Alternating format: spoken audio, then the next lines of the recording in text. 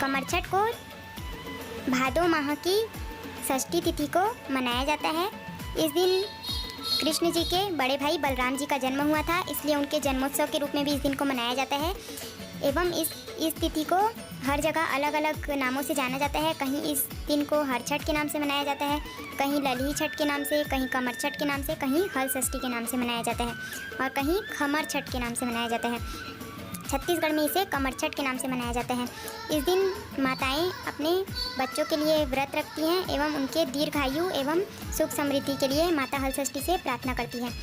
माता हल षष्ठी को माता पार्वती उसकी पूजा अर्चना की जाती है एवं पलाश के पत्तों एवं अनेक विभिन्न प्रकार के फूलों से सजाया जाता है।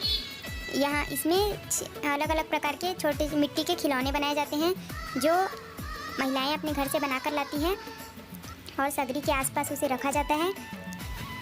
इस दिन महुआ के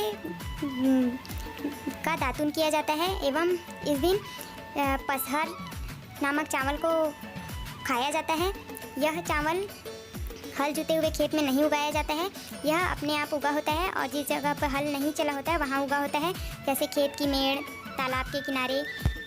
भगवान बलराम जी का अस्त्र था हल, इसलिए उन्हें हलधर के नाम से भी जाना जाता है और इस त्यौहार में हल का विशेष महत्व रखा गया है। हल जुती हुई ज़मीन पर इस दिन जाना वर्जित होता है महिलाओं को एवं किसी भी खाद्य पदार्थ जो हल जुती हुई ज़मीन से उपजा हो उसे भी खाना मना होता है। इस दिन भाजी 6 प्रकार की भाजियों को बनाया जाता है। इसे पानी में उबाल कर ही बनाया जाता है और अंग्रेजी मिर्च जो एक विशेष प्रकार की काले रंग की मिर्च होती है उसे डालकर सिर्फ पानी में ही भाजी को उबाला जाता है और उसे खाया जाता है। जो 6 प्रकार की भाजियाँ होती है वह भी किसी भी हल जुते हुए खेत में नहीं उगी होनी चाहिए, इस बात का विशेष ध्यान रखा जाता है। और इस दिन भैंस के दूध, भैंस के दही एवं भैंस के दूध से बना घी ही उपयोग किया जाता है। इस दिन गाय के दूध का प्रयोग वर्जित होता है। जब सब्जी और चावल बनाया जाता है तो उसमें चम्मच का इस्तेमाल नहीं किया जाता है। खम्हार की लकड़ी होती है उसे ही चम्मच के रूप में इस्तेमाल किया जाता है।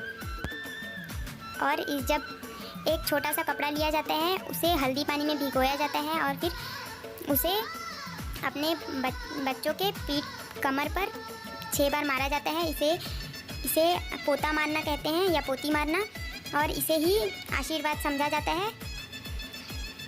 इस दिन हल षष्ठी माता की 6 कथाएं सुनाई जाती हैं एवं सगरी की विशेष रूप से पूजा अर्चना की जाती है। तो इस प्रकार मनाया जाता है छत्तीसगढ़ में कमर छठ का त्यौहार। एवं उसमें लाई महुआ के पत्ते के 6 दोने होते हैं, उसमें लाई और 6 प्रकार के अनाज भूंजे हुए होते हैं, जो जैसे कि चना, गेहूँ और महुआ, ये सब उसमें चढ़ाए जाते हैं, जौ।